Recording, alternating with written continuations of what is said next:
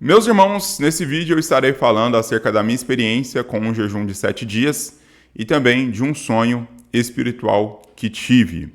Bom, há muito tempo eu queria fazer esse jejum de 7 dias, só que as coisas geralmente não se encaixavam, porque eu penso assim, quando você vai fazer algo para Deus, você deve fazer da melhor maneira possível, você deve entregar o seu melhor para Deus. Então eu comecei fazendo jejuns no meio da semana, jejuns de meio período, que seria das 6 da manhã até o meio-dia. Depois eu já virei da noite para o dia, né? Sempre entre 7 e 8 horas da noite, quando eu jantava. E aí depois da janta eu não comia mais nada, atravessando toda a madrugada e indo até o meio-dia com período de jejum. E depois desse período, então, de adaptação, eu resolvi fazer esses 7 dias seguidos. No primeiro dia, pegando das 6 da tarde ao meio-dia, só explicando a questão do horário. No primeiro dia foi tranquilo, no segundo dia também, mas no terceiro dia eu resolvi estender até as 3 horas da tarde e aí eu senti muita dor de cabeça. Inclusive eu tinha que pregar numa congregação naquele dia e quando chegou a noite eu estava com muita dor de cabeça e tive até dificuldade para me concentrar para pregar a palavra de Deus. Né?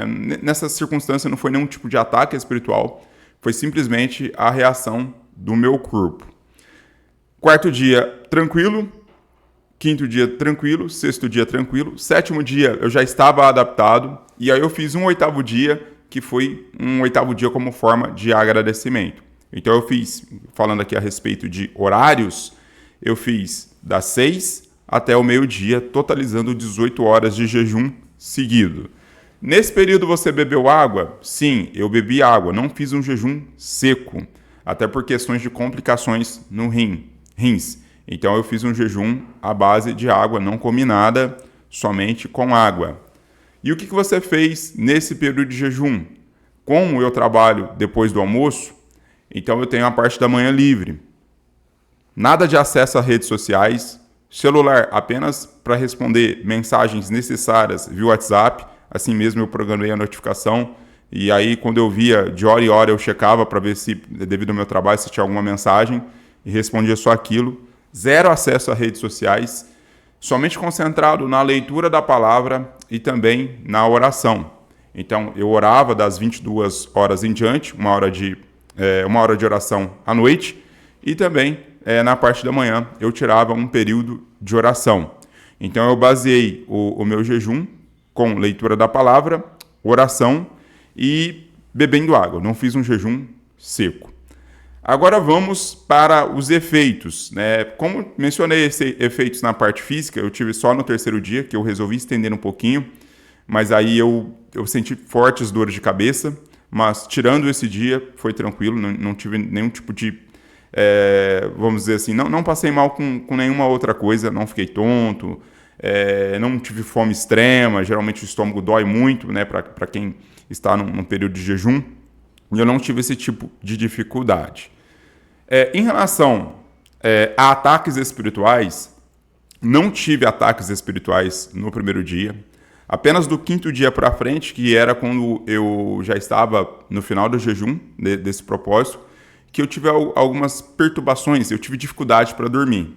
E eu entendi que aquilo não era insônia normal, aquilo era uma espécie de ataque espiritual que dificultou eu dormir. Então eu estava tendo dificuldade para dormir, vinha pensamentos ruins na minha cabeça e eu pedia misericórdia para Deus e pouco a pouco eu venci aquilo ao me deitar e consegui dormir, mas tive dificuldade principalmente no quinto e no sexto dia. Tive essas dificuldades sim.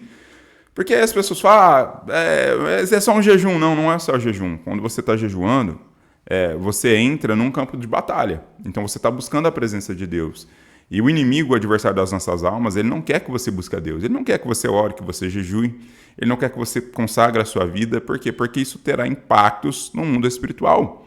Não só a sua vida será abençoada por Deus, como a vida das pessoas que estão ao seu redor serão também afetadas, né, por esse jejum espiritual. Né? Pessoas serão libertas, pessoas serão curadas.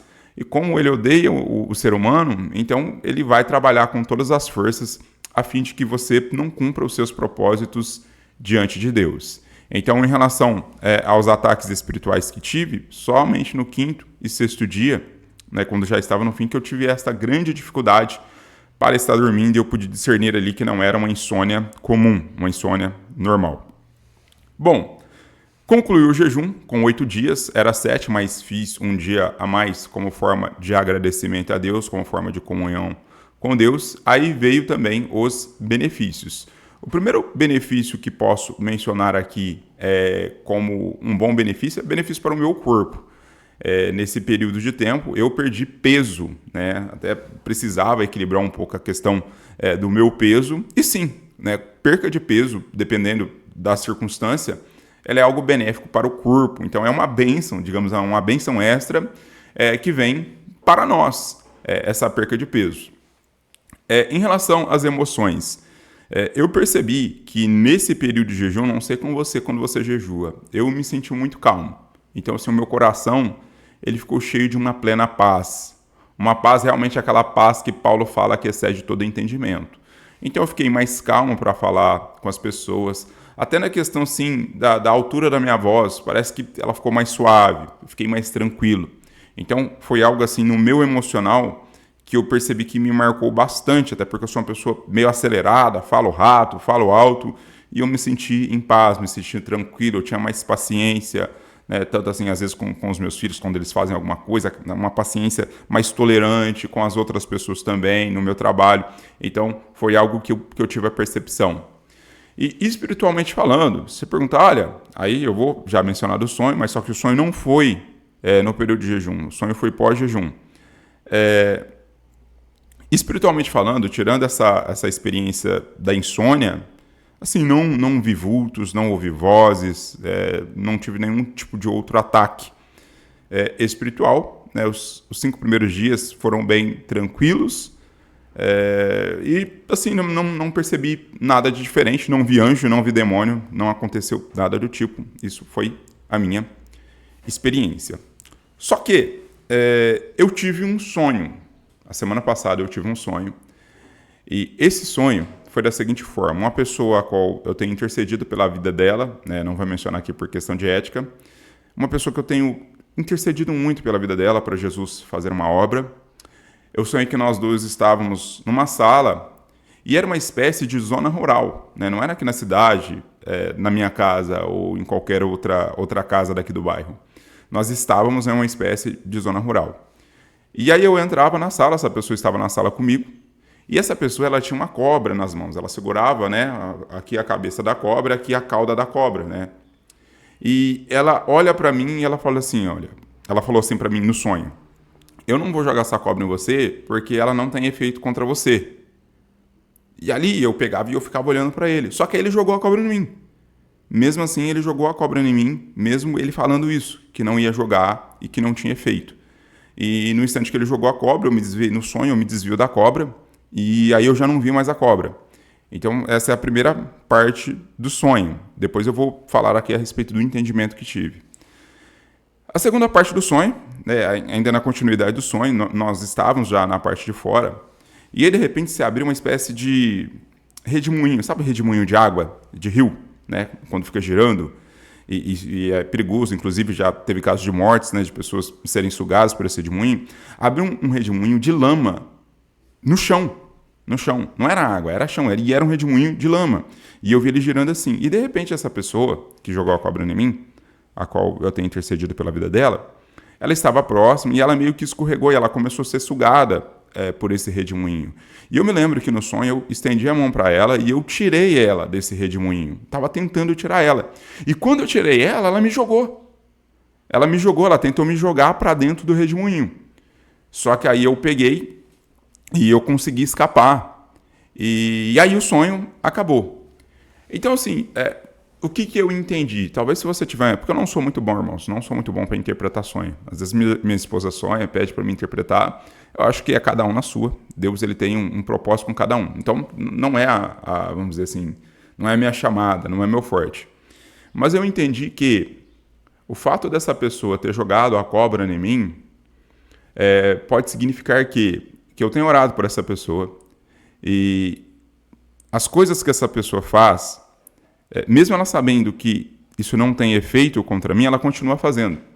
Então ela sabe que aquilo não pode me tocar, ela sabe que aquilo não pode me atingir, mas ainda assim ela joga sobre mim, mesmo sabendo que não terá efeito. Ela insiste em fazer as suas maldades. E o segundo sonho, ele bate muito com essa primeira parte do sonho, porque o fato de eu livrar ele do redemoinho, isso indica a minha intercessão pela vida dele.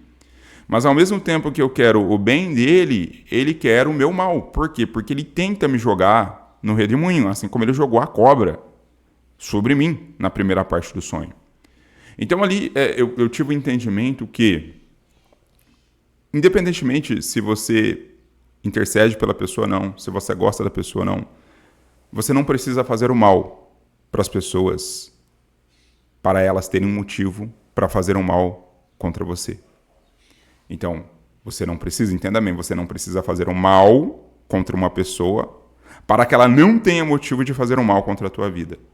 Então, por mais que você faça o bem para ela, por mais que você deseje o bem dela, ainda assim, ela pode querer o mal contra a tua vida. Que foi o que eu entendi nesse sonho, foi o que foi me mostrado por meio desse sonho.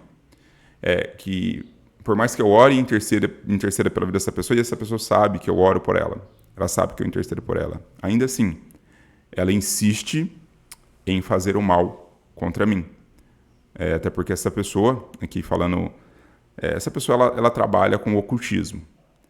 Então, o que eu entendo é que ela tem sim feito coisas contra a minha vida.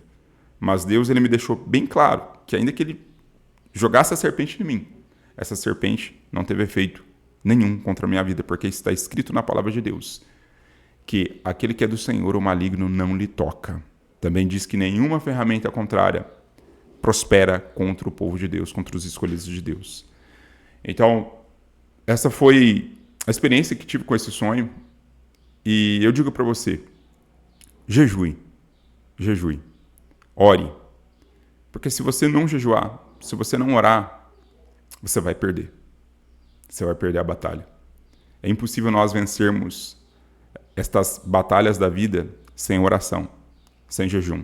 Tem um pensador cristão que ele disse uma frase bem interessante. Ele disse assim, em uma das suas frases: você perde a batalha espiritual não quando você cai, mas sim quando você abandona o quarto de oração. Então, se você abandonar o seu quarto de oração, ali você estará cravando a sua derrota. Então, jamais abandone o seu quarto de oração. E jejue. Busca o Senhor, consagra ao Senhor, porque Ele te mostrará o que há de fazer na tua vida. Amém? Deus abençoe grandemente. Nós temos um grupo de oração e jejum. Essa foi mais uma experiência que tive com o Senhor. E que você se inscreva nesse canal, deixe o seu comentário aí das suas experiências por meio de jejum, por meio da oração, que isso trará força para os irmãos que ainda não jejuam e querem jejuar. Tá bom? Fique na paz do Senhor, que Deus abençoe grandemente a sua vida.